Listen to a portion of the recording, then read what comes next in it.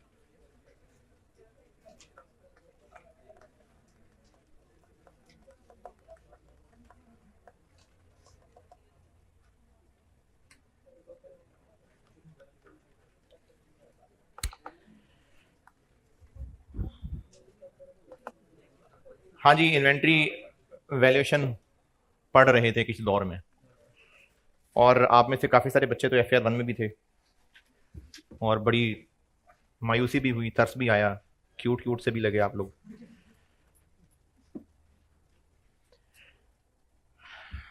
लेकिन कॉस्ट में तो मैंने सवाल करना है, गुंजाइश नहीं मेरे पास ना करने की।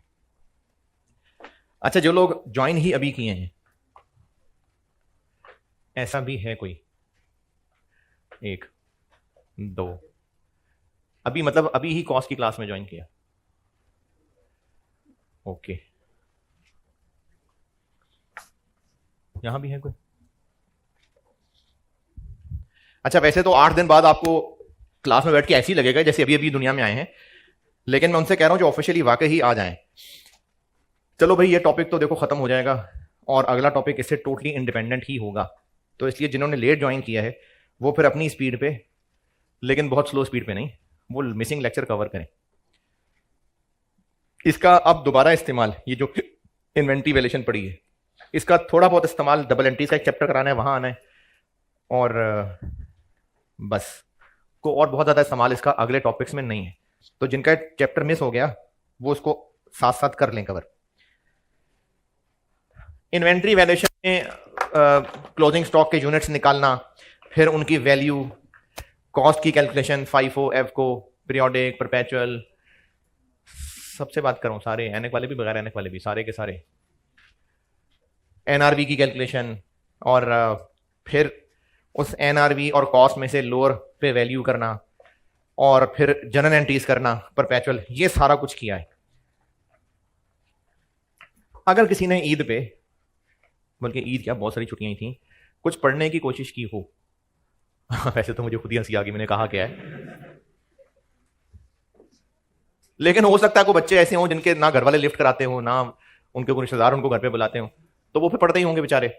तो अगर किसी ने पढ़ा हो और कुछ बेसिक बेसिक से सवाल किसी ने पूछने हो तो बताएं, क्योंकि एक मेरे ध्यान में तो खुद है, वो बता देता हूं कि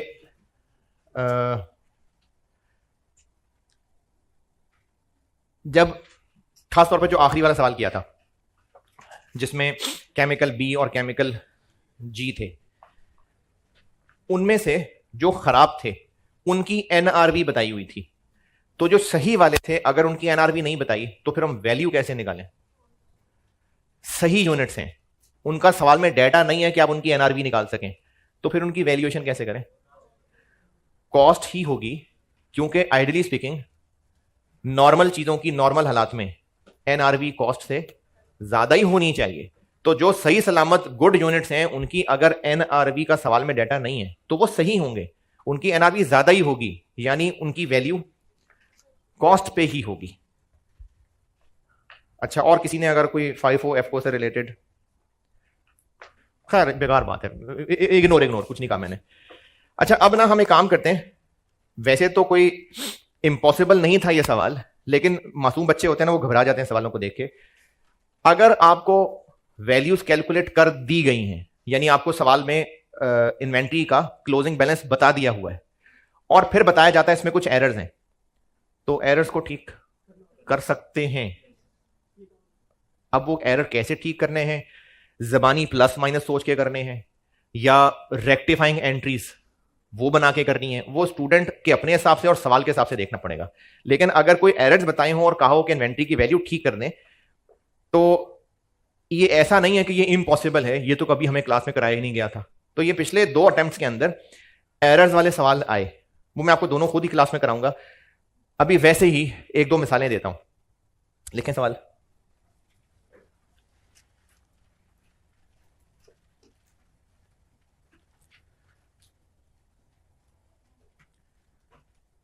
following values are available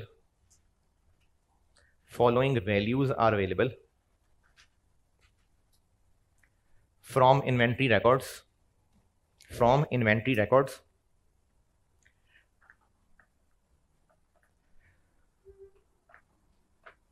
for the month of April.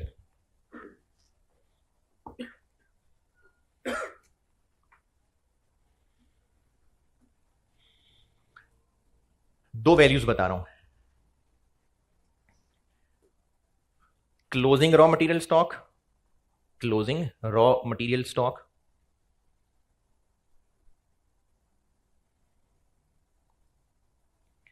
450,000, 4.5 lakh रुपए,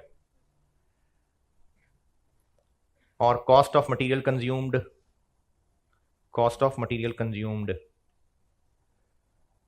7.4 मिलियन, 7400,000। अप्रैल के महीने में closing raw material stock 4.5 lakh रुपए का है और मटेरियल कंज्यूम्ड जो पूरे महीने में इस्तेमाल हुआ वो 74 लाख, 7.4 मिलियन रुपए का है। Following errors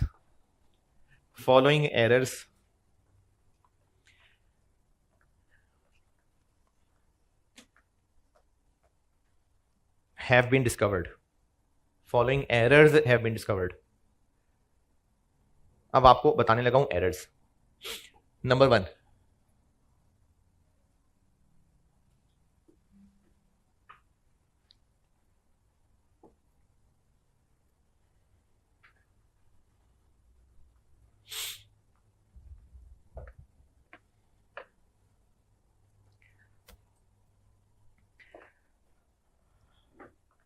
four hundred units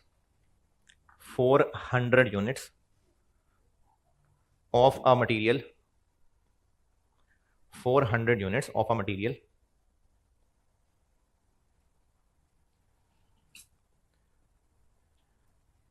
were purchased 400 units of a material were purchased during the month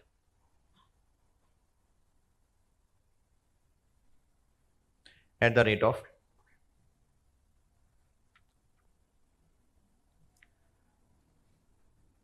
30 रुपए, ₹30 per unit, ₹30 per unit।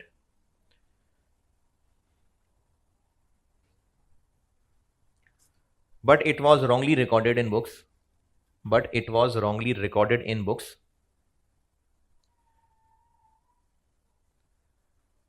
at 20 रुपए per unit, ₹20 per unit।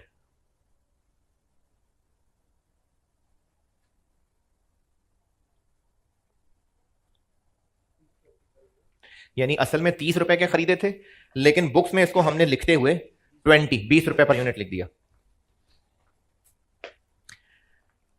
100 units इसी में चल रहा है, नंबर 1 ही चल रहा है। 100 units of this material, 100 units of this material are held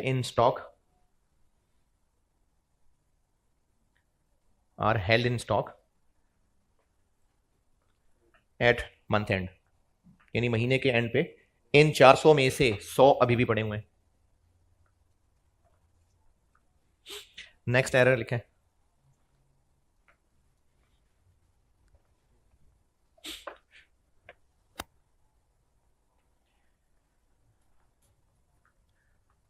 200 units, 200 units of a material,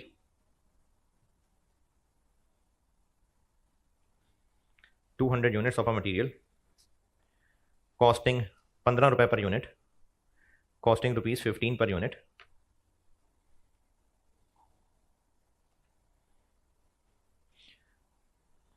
were found missing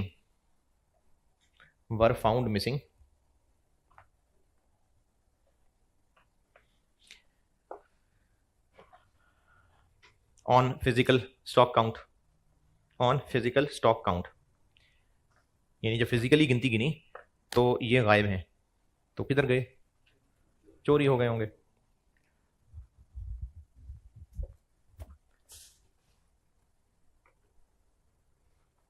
चलें ठीक है, दो ही एरर हैं। इसके बाद लिखिए कि एरर ये दो ही हैं। उसके बाद लिखें inventory is valued using FIFO method, यानी फाइफो मेथड इस्तेमाल होता है।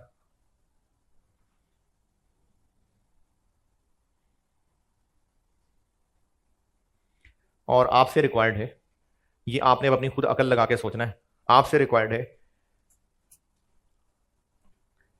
ये जो ऊपर दोनों वैल्यूज दी हुई हैं क्लोजिंग स्टॉक की और मटेरियल कंज्यूम्ड की, इनकी करेक्ट वैल्यूज बता दें इन एरर्स को ठीक करके। क्लोजिंग स्टॉक की और कॉस्ट ऑफ मटेरियल कंज्यूम्ड की करेक्ट वैल्यूज बता दें आफ्टर करेक्शन ऑफ एरर्स। आप पहले गौर करके सोचें कि इससे फर्क क्या पड़ा होगा, कहां कहां फर्क पड़ा होगा। अच्छा, जिन्होंने FAR1 पढ़ा हुआ है वो चाहें तो रेक्टिफाइंग एंट्रीज भी बना के चेक कर सकते हैं, जैसे आपको आसानी हो। लेकिन मैं रिकमेंड करूंगा कि रेक्टिफाइंग एंट्री वाले तरीके से भी जिसने करना है बेशक करे, लेकिन ये भी सोचे कि कहां पर क्या ज्यादा हुआ हुआ है उसको कम करना है, कहां कम हुआ हुआ है उसको ज्यादा करना है, प्लस माइनस से भी सोचें। करें शाबाश।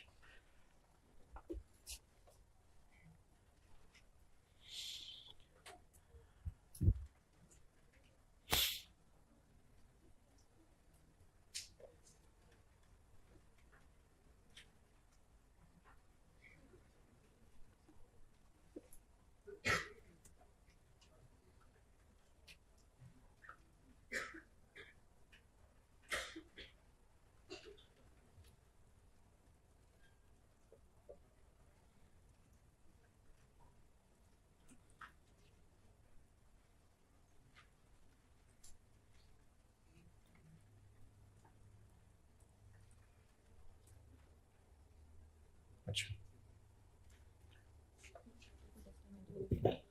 कब है? हम्म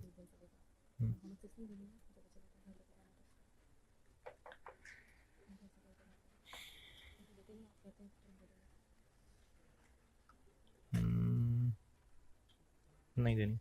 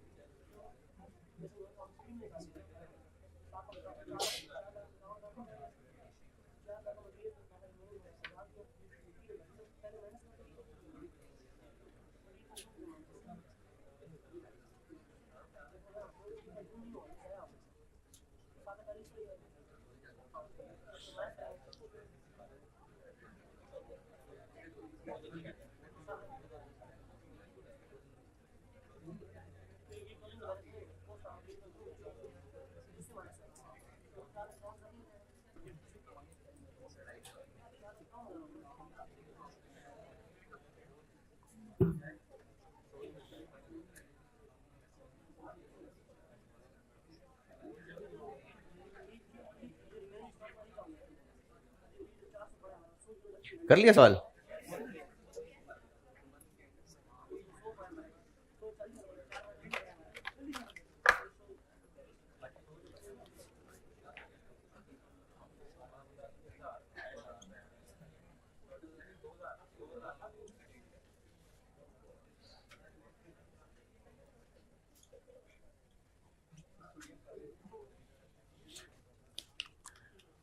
गलत वाला कितना गिवन है?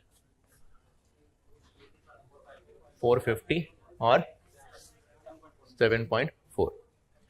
पहले वाली गलती, 400 यूनिट्स खरीदे थे और वो 30 के थे, 20 पे रिकॉर्ड हो गए, यानी कम पे रिकॉर्ड हो गए। अच्छा, अब फाइफो मेथड है तो लेटेस्ट खरीदे हुए में से रेट लगा होता है। इनमें से कितने इस्तेमाल हो गए? 300, 100 बच गए। तो वो जो 100 बच गए वो इसमें आ रहे हैं और जो 300 इस्तेमाल हो गए वो इसमें आ रहे हैं। इसमें क्या गलती है? 300 जो इस्तेमाल हुए वो 20 रुपए पे यहां आ गए, 30 पे आने चाहिए थे। तो बढ़ाना है, कम करना है? बढ़ाना है।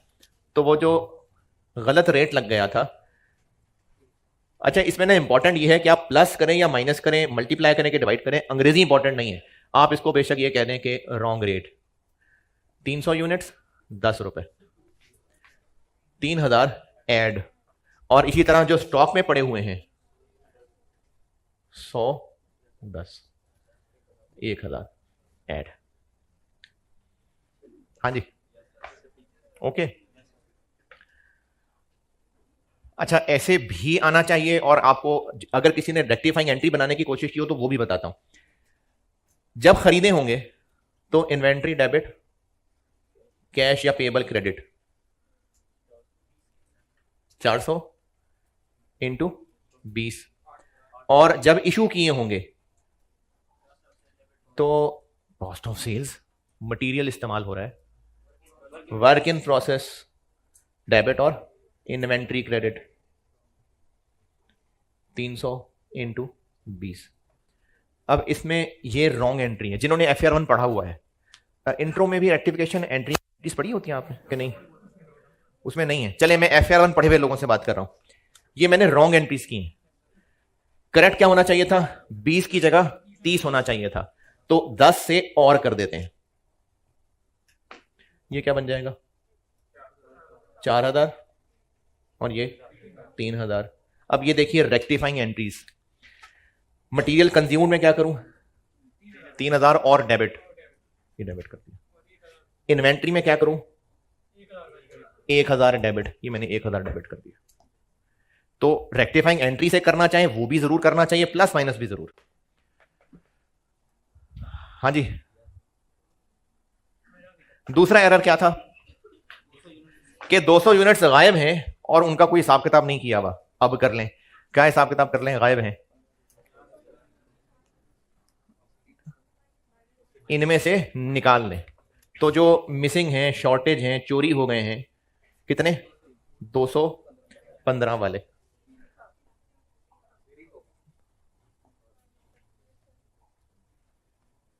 यहां पर कोई काम नहीं है इसका, क्योंकि उसकी एंट्री आपको बताई थी P&L डेबिट।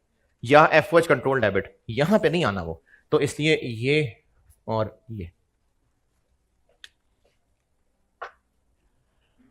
तो एरर्स को ठीक करना, अगर रेक्टिफाइंग एंटी FR1 पढ़े हुए बच्चे रेक्टिफाइंग एंटी से करना चाहें तो वो भी सही है, और अगर आपकी इस पे ग्रिप है तो शायद ये ज्यादा आसान लगे, लेकिन अगर नहीं तो प्लस माइनस से भी आना चाहिए। अच्छा, इसकी भी रेक्टिफाइंग एंटी बनाते हैं। ये एंट्री नहीं हुई भी, अब कर लें। क्या entry? P&L debit, inventory credit, तो इन्वेंट्री देखो क्रेडिट कर दी, और P&L डेबिट तो यहां पर कोई काम नहीं है। ये दोनों पॉइंट ओके। चलें अब एक कराता हूं 5 नंबर का सवाल। मेरी बुक में पहला ही सवाल होगा ऑटम 23 का।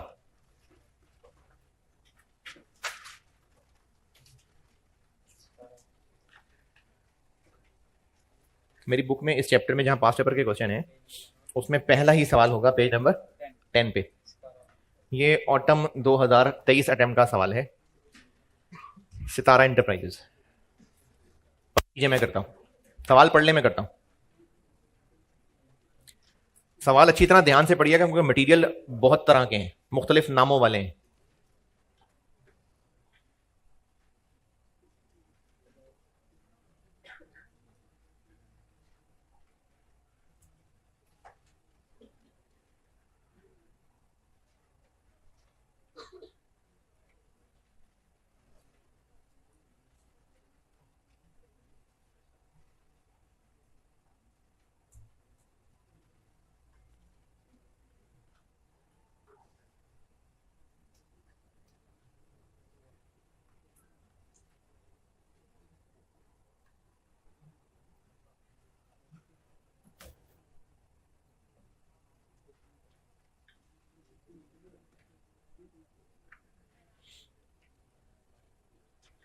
सवाल पढ़ने को कहा है।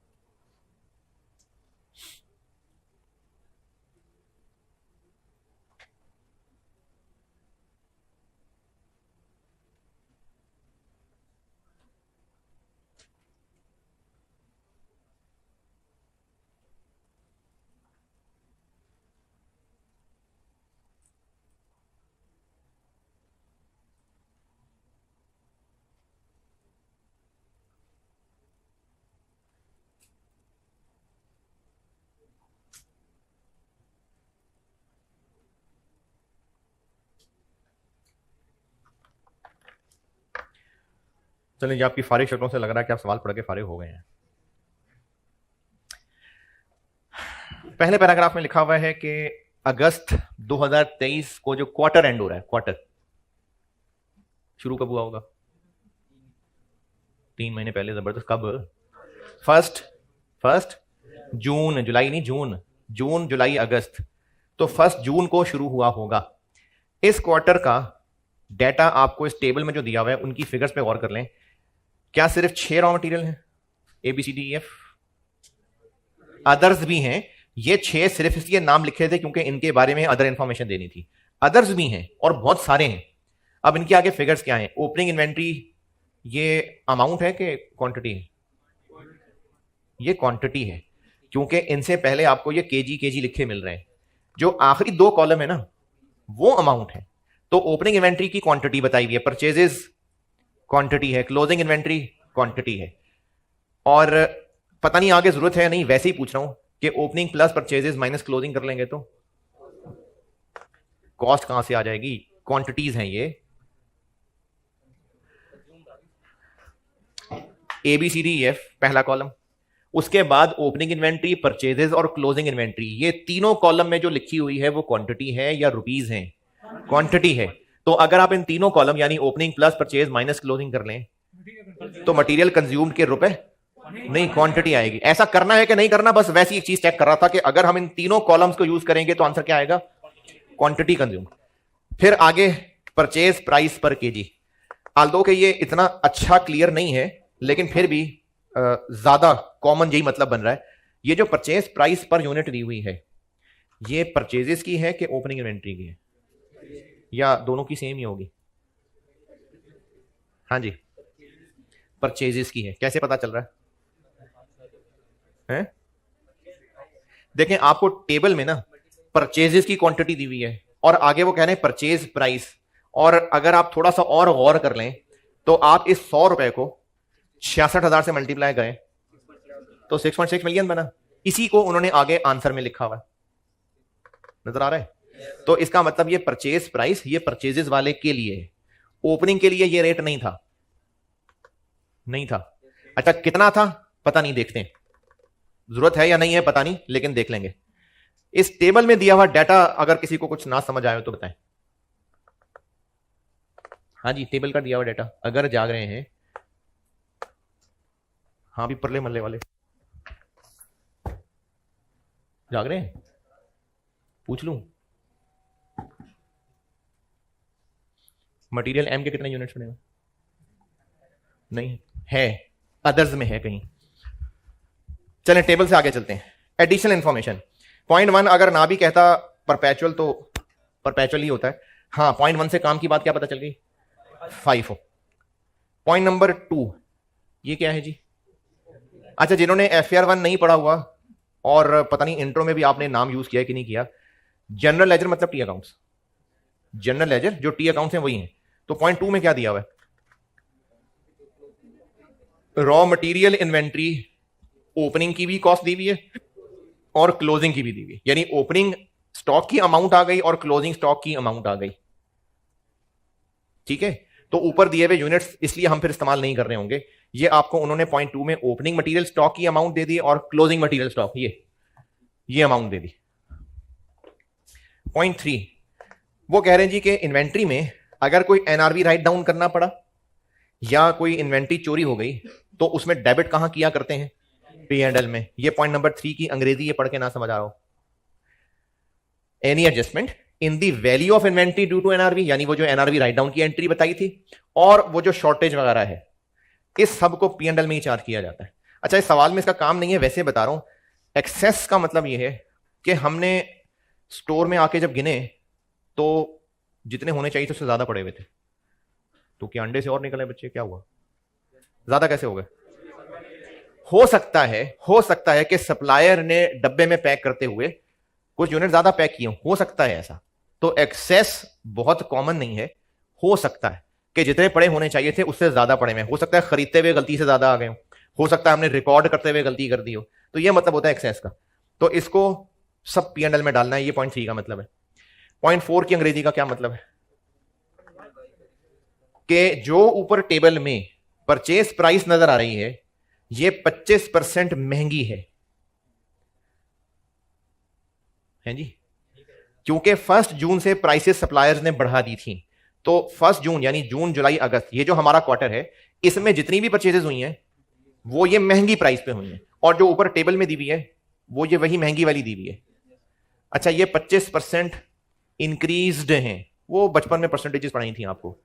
तो जो ऊपर टेबल में दी हुई है ये 100 है कि 125 है? ये 125 है। क्या जी? ओपनिंग इन्वेंट्री के रेट फिर 100 थे। पॉइंट नंबर 4 तक की अंग्रेजी में कोई, बेटे देखें मैंने आपको सवाल बोर्ड पे जरूर कराने, लेकिन सवाल मेरे बच्चे पढ़ना जरूर है सबने। अभी तक जितनी अंग्रेजी मैंने समझा दी है उसमें बताएं किसी का कोई इख्तलाफ कंफ्यूजन तो बोले ना मेरे बच्चे। पॉइंट 4 तक। पॉइंट नंबर 5, अब ये हमें कुछ मसले पता चले। A review of the records has revealed the following. अब ये कुछ मसले हैं, एरर होंगे कोई, चलें देखते हैं बाद में एक एक करके। पॉइंट नंबर 6 मजीद मसले हैं। तो पॉइंट 5 और पॉइंट 6 में कुछ मसले हैं जिनको हमने ठीक करना है और रिक्वायर्ड में पूछा हुआ है ये दोनों ठीक करके बता दें। ये है सवाल की अप्रोच। तो अब हम करें क्या, इन दोनों के गलत से शुरू करते हैं और पॉइंट 5 और 6 में लिखे हुए मसले ठीक कर देते हैं। ओके चलें जी सवाल सॉल्व करते हैं। प्लस माइनस से भी बताता जाऊंगा और जिन्होंने FAR 1 पढ़ा हुआ है रेक्टिफाइंग एंट्री से भी बता दूंगा।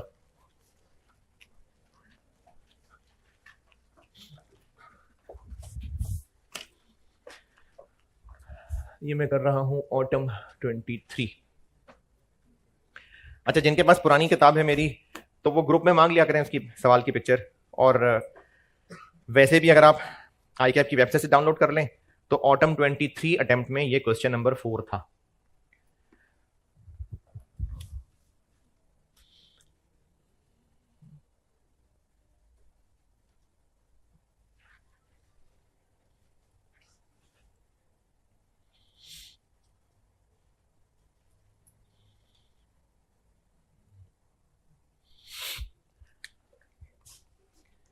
मटेरियल इन्वेंट्री और material consumed, cost of material consumed, इनको करना है ठीक।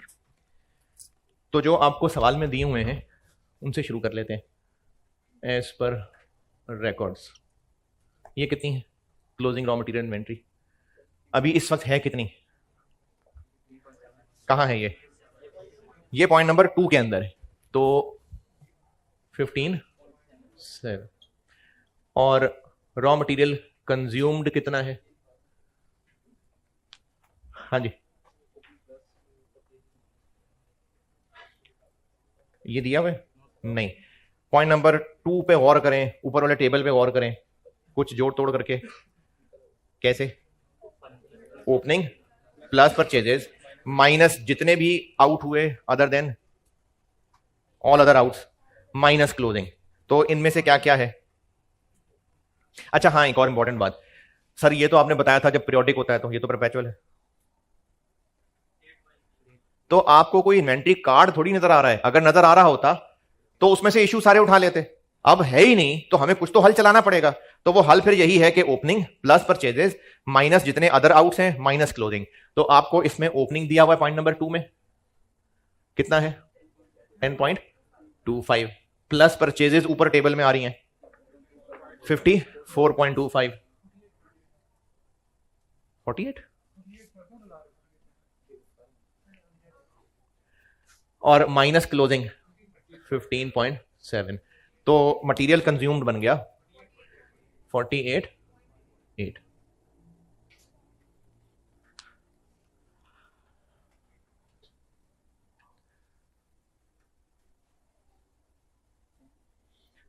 हाँ जी 48800 ना समझ आया हो किसी को?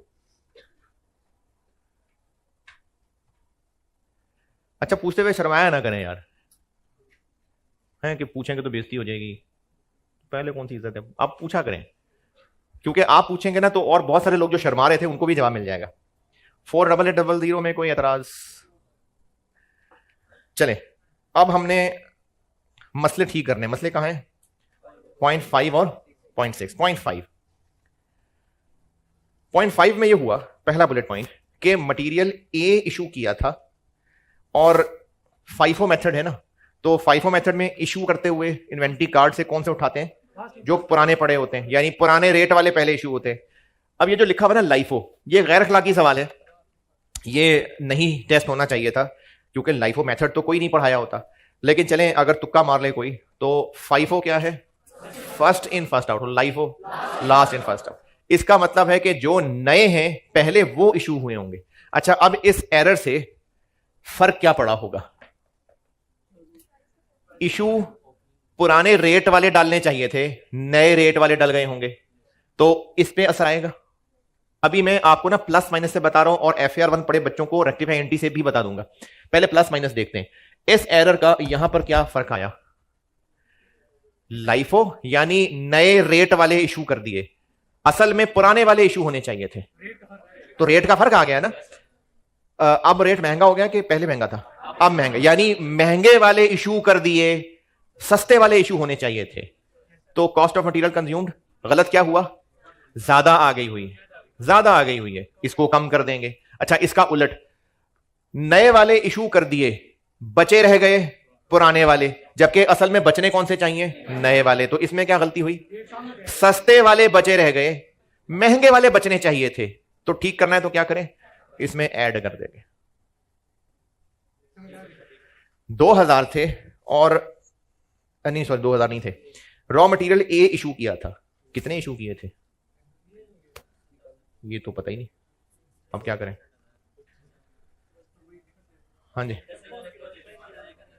अच्छा वैसे तो आप ये भी कर सकते हैं कि opening plus purchases minus closing करके इशू निकालें, आप ऐसे भी कर सकते हैं। या फिर आप डायरेक्टली एक अकल ऐसे लगा सकते हैं कि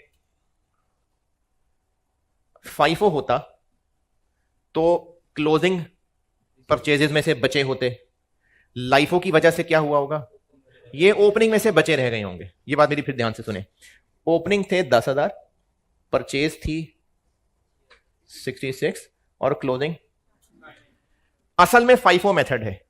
फाइफो मेथड का मतलब है कि ये 9,000 इनमें से बचे होने चाहिए, लेकिन अकाउंटेंट ने लाइफो लगा दिया, उसने ये 9 इनमें से बचा दिए होंगे,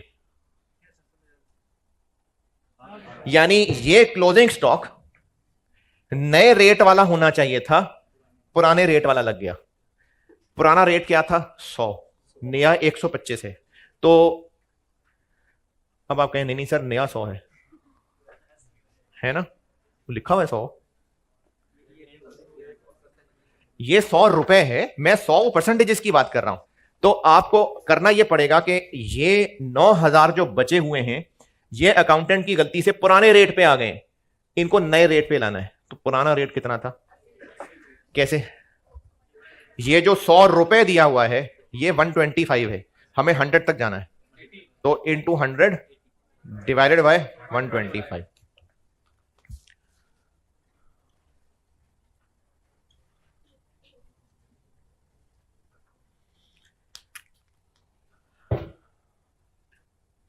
अच्छा ये मैं ब्रैकेट में कर रहा हूं, अगर आपको ये ब्रैकेट में समझ आ गया तो ठीक है, नहीं तो मैं वर्किंग अलग कर दूंगा।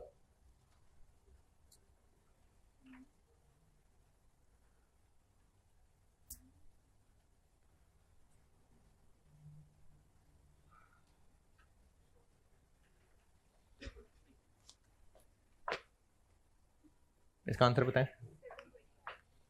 है नहीं नहीं, ये जो मैंने अभी किया है,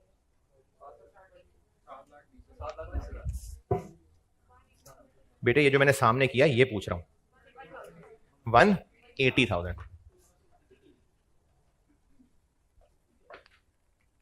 किसी को भी नहीं समझ आया मैंने ब्रैकेट में क्या किया, किसी को भी नहीं।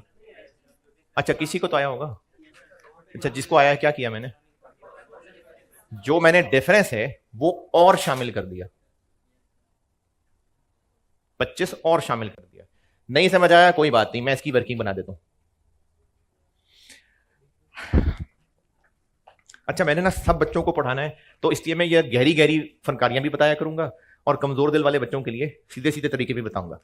तो अब जो अभी समझा रहा था वो बताता हूं। करेक्ट वैल्यू क्या होनी चाहिए थी, ये जो 9,000 यूनिट्स हैं ये नए रेट वाले होने चाहिए थे ना, है ना, नया रेट क्या है,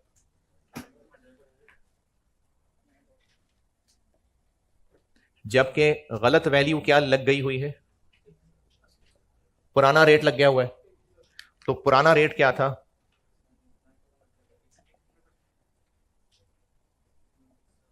ये ठीक है, ये वाली बात ओके, कितना आया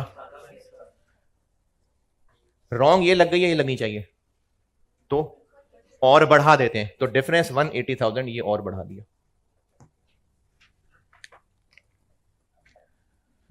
तो जिनको ये डायरेक्ट ब्रैकेट समझ आ गया ऐसे कर लें, नहीं तो ये वर्किंग वन।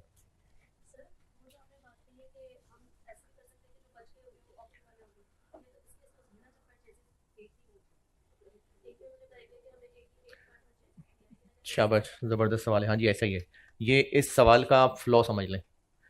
इस सवाल का मैं सवाल दोहरा देता हूं, जिनके ऊपर से जाए सवाल वो जाने देना, उछल उछल के पकड़ने की कोशिश ना करना। अगर लाइफो मेथड भी हो तो जरूरी थोड़ी है कि वो सारे के सारे आज बचे हुए होंगे। जब अगर थोड़े थोड़े करके खरीद रहे होते, जरूरी है ये इकट्ठे ही खरीदने हो हैं? पूरे महीने पूरे क्वार्टर में एक ही दिन ये 66 के 66 खरीदने होंगे? नहीं। जब कभी ओपनिंग स्टॉक 10 था, ये ऊपर से जाए तो जाने देना। अच्छा, ओपनिंग स्टॉक 10 था और अभी खरीदे थे सिर्फ 8, 12,000 इशू कर दिए लाइफो मेथड, तो 8 ये गए, 4 गए ना इसमें से। तो ये सारे के सारे जरूरी नहीं कि एंड तक बचे रहें।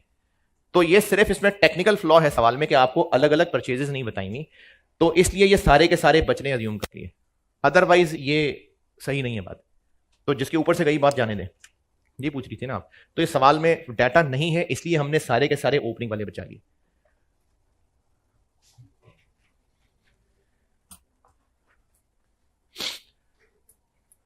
हाँ जी, क्लोजिंग स्टॉक 180। ओके, इसी एरर का बताएं मटेरियल कंजम्पशन में क्या फर्क पड़ेगा? इसी का उलट ना, कि नहीं? इसी का उलट कि हमने महंगे वाले बचाने थे, महंगे वाले इशू कर दिए, ये इसी का उलट करना पड़ेगा।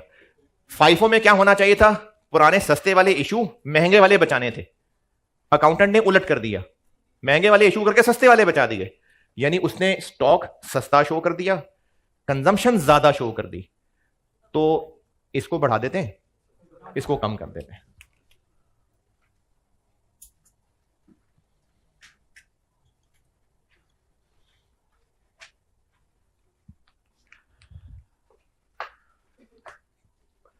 हाँ जी, 180 वाली बात है जी। दोबारा वो भी ये माइनस करना। फाइफो मेथड में फर्स्ट इन फर्स्ट आउट और प्राइसेस चूंकि महंगी हो रही हैं, तो फाइफो मेथड में क्या होता है कि पुराने वाले इशू होते हैं, नए वाले बचते हैं। यानी सस्ते वाले कंज्यूम होते हैं, महंगे वाले बचे हुए होते हैं। अकाउंटेंट ने उलट कर दिया, उसने महंगे वालों को इशू रिकॉर्ड कर लिया, सस्ते वालों को स्टॉक में रहने दिया, तो इशू ज्यादा रिकॉर्ड हो गए ना, तो कम, ये कम कर दिया। हाँ जी, 0.5 पहला बुलेट पॉइंट। ओके, और जो रेक्टिफाइंग एंट्री से चलना चाहें, मटेरियल इशू होता है तो work in process debit, inventory credit. तो हुआ क्या, ये एंट्री ज्यादा रेट से हो गई, रिवर्स कर दें, inventory debit, work in process credit. दूसरा बुलेट पॉइंट, मटेरियल बी के 2000 इशू हुए थे, लेकिन अकाउंटेंट ने एक तो उसको 2000 की जगह 3000 इशू रिकॉर्ड किया, दूसरा बी की जगह सी रिकॉर्ड किया। अब इससे नुकसान क्या हो रहा है? एक तो क्वांटिटीज भी गड़बड़ हो गई और इनके रेट भी दायरे गलत वाले लग गए। तो अब एरर क्या हुआ कि बी की इशुएंस थी, रिकॉर्ड नहीं हुई, अब कर लेते हैं, और सी की जो इशू फालतू रिकॉर्ड हो गई है वो रिवर्स कर देते हैं। और जिन्होंने FAR 1 नहीं भी पढ़ा हुआ वो भी शायद इस बात को रेक्टिफाइंग एंट्री सी समझने में, दोबारा बताता हूं, बी की इशू रिकॉर्ड नहीं हुई, अब कर लें, यानी ये कर लें। तो ऐसा करने से क्या क्या होगा? मटेरियल कंज्यूम्ड बढ़ जाएगा और इन्वेंट्री कम हो जाएगी, और मटेरियल सी की इशुएंस फालतू में रिकॉर्ड हो गई है, उसको रिवर्स कर देते हैं। तो क्या करें? मटेरियल कंज्यूम में से माइनस और इन्वेंट्री ऐड।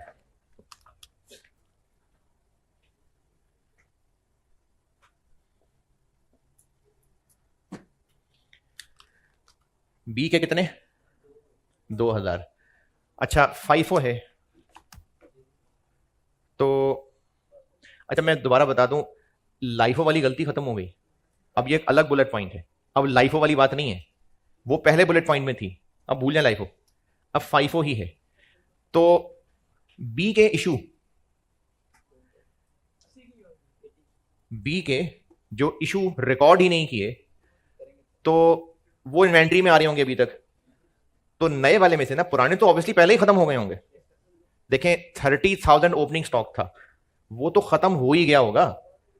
बाद वाले भी इशू होने लग गए होंगे, बस 2,000 है जो इशू नहीं किए हुए। किस रेट पे? नए वाले में से ही ना। तो वो 80 रुपए पे इशू रिकॉर्ड नहीं की, अब कर लेते हैं जी। 160 रिकॉर्ड नहीं किया, अब रिकॉर्ड कर लेते हैं। और अब रिकॉर्ड कर रहे हैं इशू, तो मटेरियल कंज्यूम में ऐड कर रहे हैं और इन्वेंट्री से माइनस कर देंगे।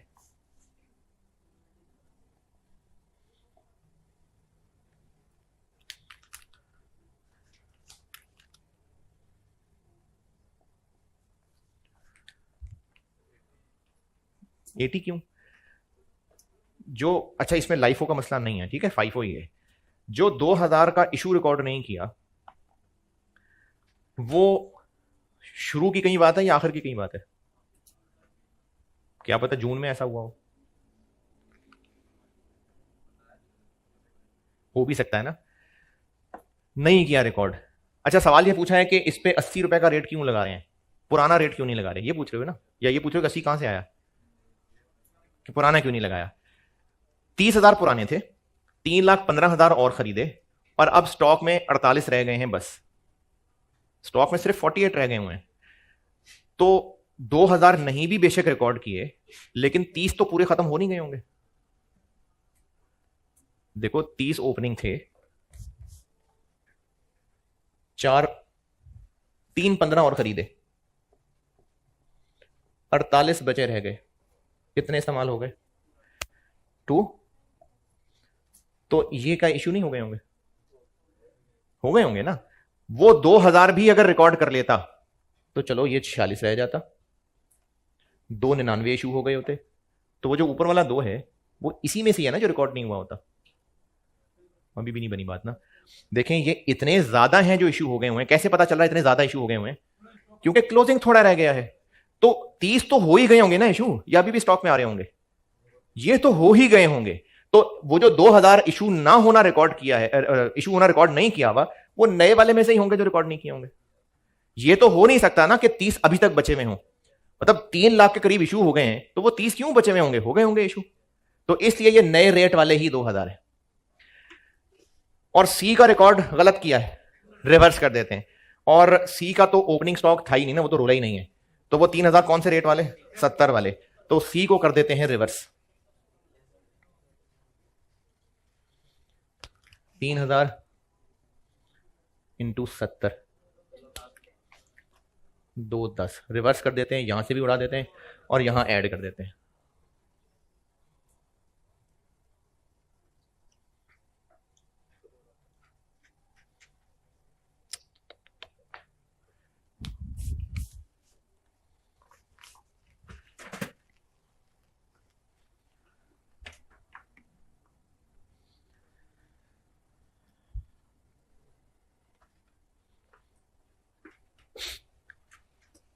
हाँ जी, 0.5, 0.5, 0.6, 800 किलो शॉर्टेज है डी की। और 0.6 का मतलब है physical stock check has identified the following, और उनमें पहला बुलेट पॉइंट है कि 800 की शॉर्टेज है। इसका मतलब रिकॉर्ड नहीं है तो शॉर्टेज है ना। नहीं समझ आई बात? देखो फिजिकल स्टॉक काउंट करने गए, शॉर्टेज का मतलब है जितने होने चाहिए थे उससे कम पड़े हुए थे। तो कितने होने चाहिए थे, इसका मतलब 800 का गायब होना नहीं रिकॉर्ड हुआ, तभी तो कम लग रहे हैं।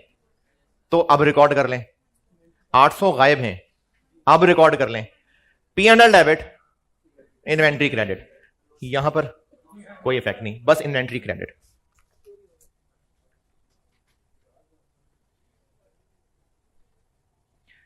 कितने यूनिट्स? 800 और फाइफो है, तो कितने नए वाले में से? कितना जी? 40,000 स्टॉक में से निकाल दिया। P and L debit, inventory credit.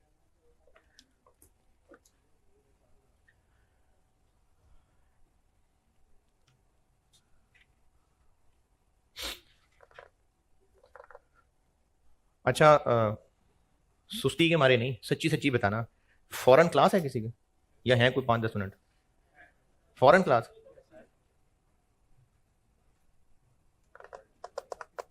अच्छा एक काम करें, यही सवाल आपका होमवर्क है। सेकंड बुलेट पॉइंट तो इंशाल्लाह आप कर लेंगे, तीसरा इंशाल्लाह नहीं कर सकेंगे, तो तीसरा मैं खुद ही समझाऊंगा। हो सकता है तुक्का मार के कर लें, हो सकता है, लेकिन चांसेस हैं कि नहीं समझ आएगा आपको। तीसरा मैं खुद कराता हूं, दूसरा आपने करना है पूरा। और यह सवाल यहां तक तो मैंने किया है, आपने दोबारा करना, यानी यही होमवर्क है आपका। तो इस सवाल को पूरा करिएगा। आखिरी बुलेट पॉइंट उम्मीद है आपको समझ नहीं आएगा, सेकंड वाला आ जाना चाहिए, है कोशिश करना। चलें ठीक है जी, ये सवाल पूरा करना होमवर्क है आपका, सिवाय आखिरी बुलेट पॉइंट के। ठीक है, अल्लाह हाफिज़।